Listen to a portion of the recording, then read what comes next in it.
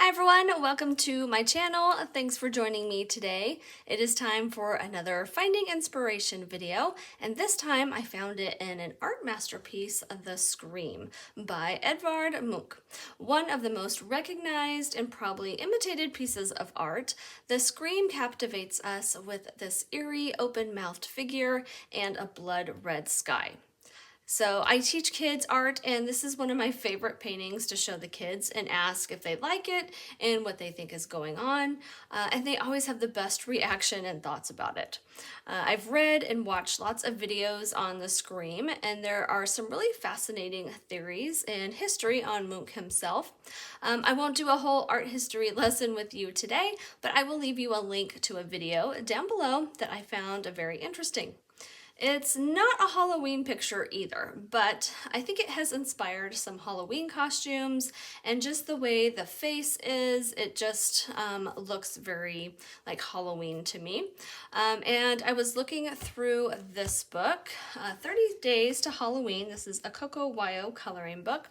And yeah, I guess the idea is to color a picture a day. I don't think I can do that, so I thought maybe I can color a picture every other day. And it does have like a little countdown page here.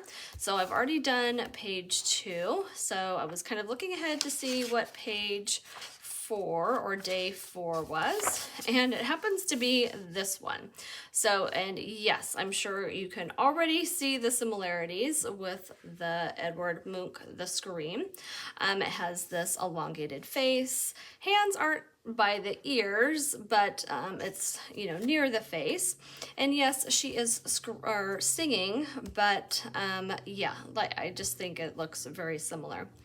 And there's not really a way to do a sky and like the water and stuff, but I can use the color palette of the painting to create drama and the intensity of the sky and water. All right, so I'm going to be using alcohol markers as a base, and then I'm going to try to use some color pencils to create those like rough kind of brush strokes that are in the painting. All right, so let's get started. I'm starting with the stained glass in the window, or what I'm interpreting as stained glass. Each color will have 3 shades, a dark, medium, and light. Sometimes I put down a base coat with the light, and sometimes I just start with the darker color. For the blue, I'm trying this method out. These markers dry really fast, and in order to blend the colors, they have to be wet on paper. Have your colors handy. I work 2 at a time and work fast in small areas.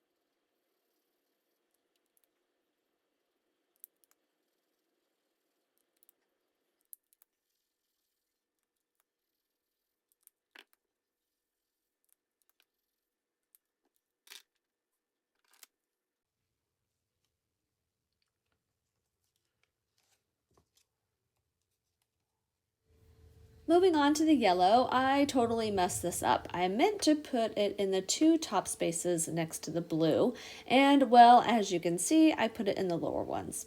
I realize this once I start the darker shade. So I decide to just do the same on the other side, so it's at least even, and then I'll try to cover it with the orange, which is what I wanted in that space to begin with. When it dries, it actually looks just fine.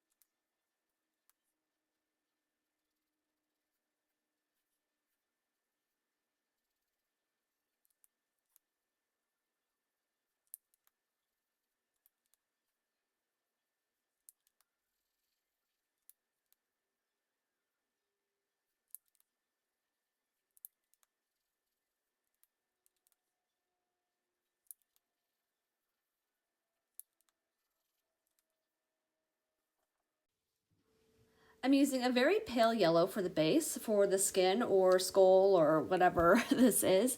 And as you can see, I just cover up the entire area. So the eyes, inside the mouth. It's such a light color that I can cover it with other colors when I get to the shading. And then the screen painting was also pretty much just a pale coloring and not much shading.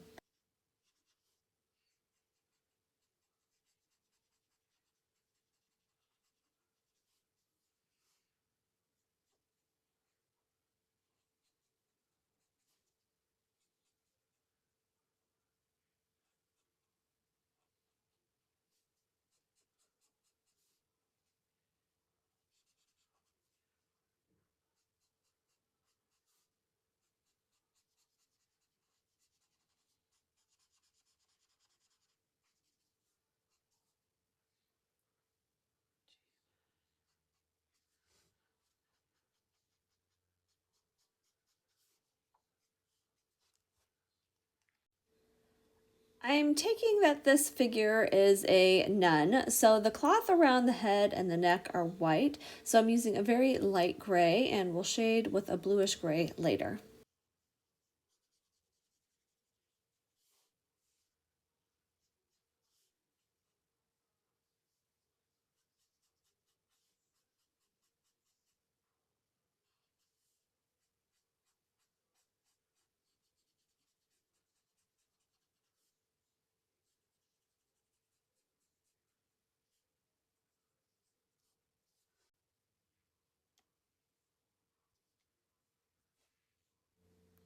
The Scream figure is wearing a very dark brown or black clothes with streaks of lighter and medium browns. So I'm going to do mine in kind of that same way with a dark brown and some lighter and medium shades for highlights.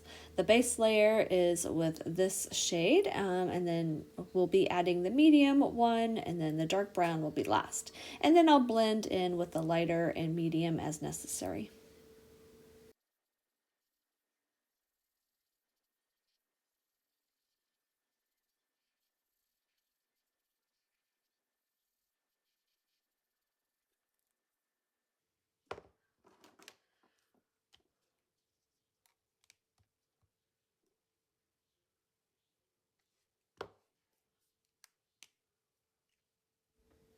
This marker is one of my first Ohuhu markers that I got in a set. So it is a different shape, as you can see, and the numbering system is a little bit different. But I just really liked this color with this combination.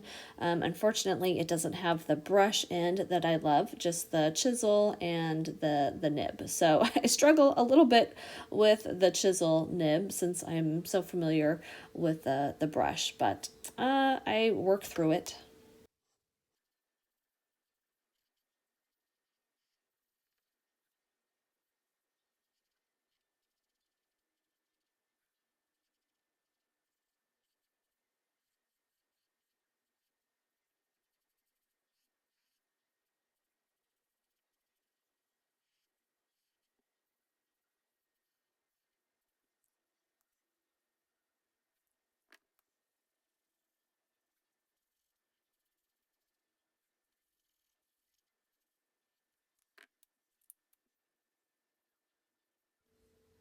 I'll do one half for you and then I'll finish off camera.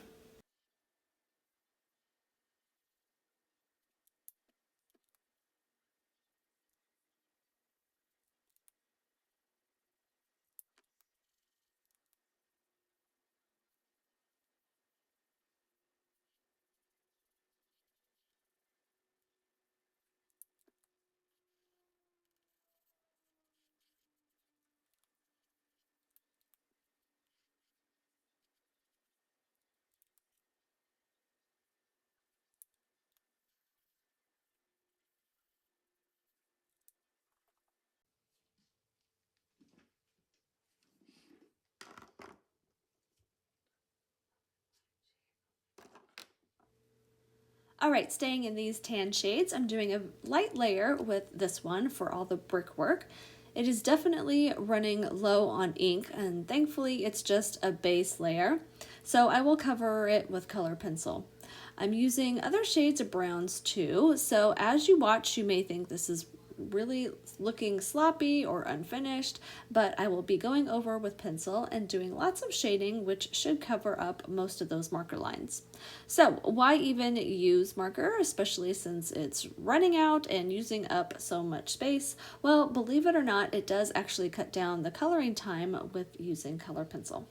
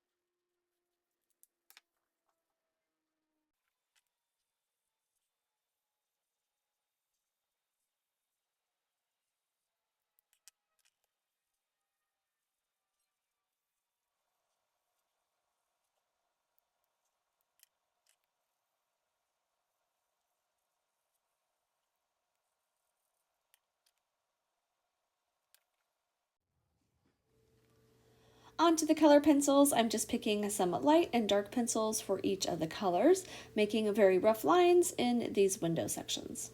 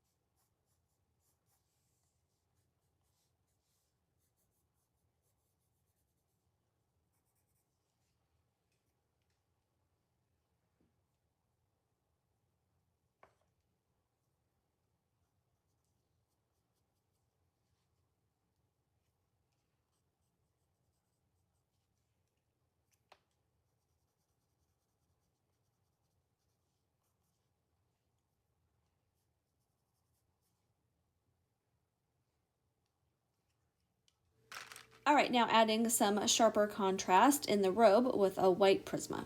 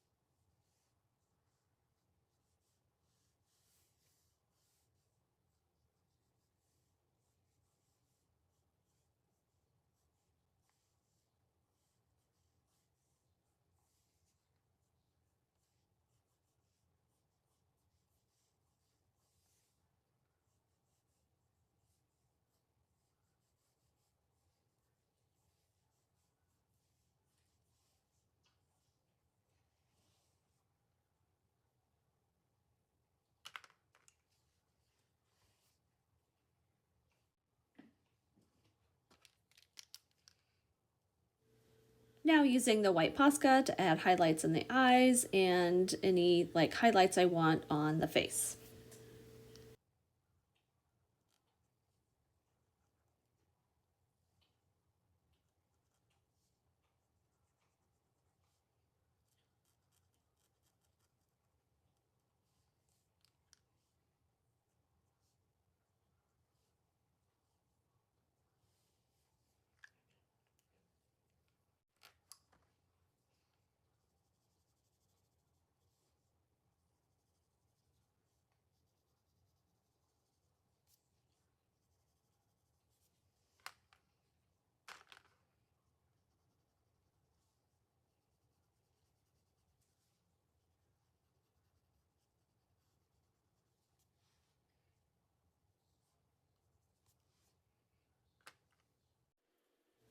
Okay, now I've picked a few shades that match the marker base and we'll just work in those in there. I do go back and add some rougher non-blended lines to mimic the brush strokes of the painting.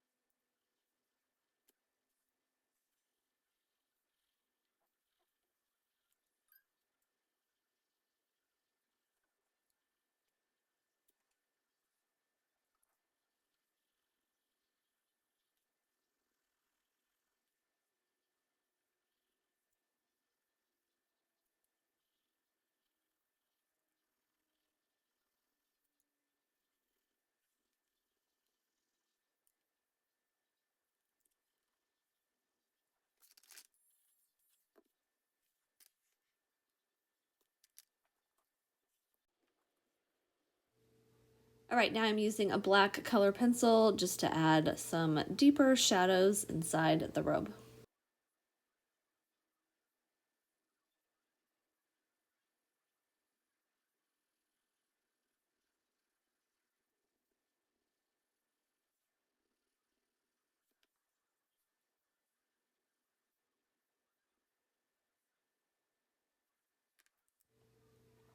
Some of these music notes got covered up with color pencils, so I'm just using a black felt tip pen and re-darkening them.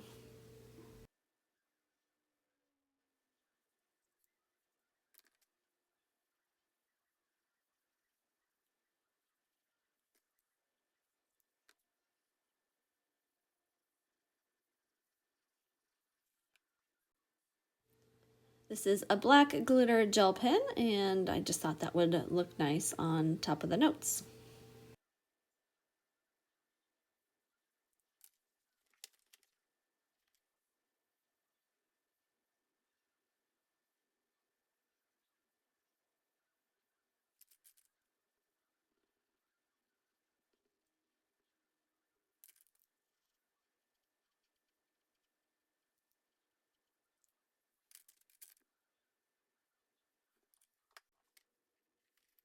After reviewing the painting, I saw that there were more rough lines with lots of colors, very classic with this post-impressionist type of painting. So I'm just adding a few colorful lines inside the bricks.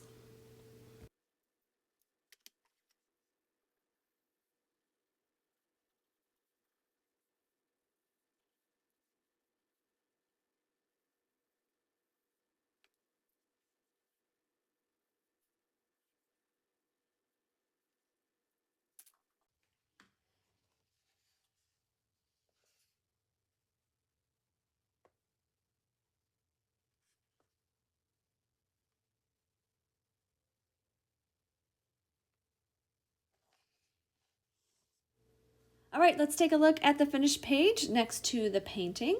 I think the obvious connection is the open mouth figure, but there are some color palette similarities. I really like how the stained glass turned out with those pencil marks, and I think I probably could have made the bricks a little warmer now seeing these side by side. And I probably could have used more rough pencil lines to copy that post-impressionism style.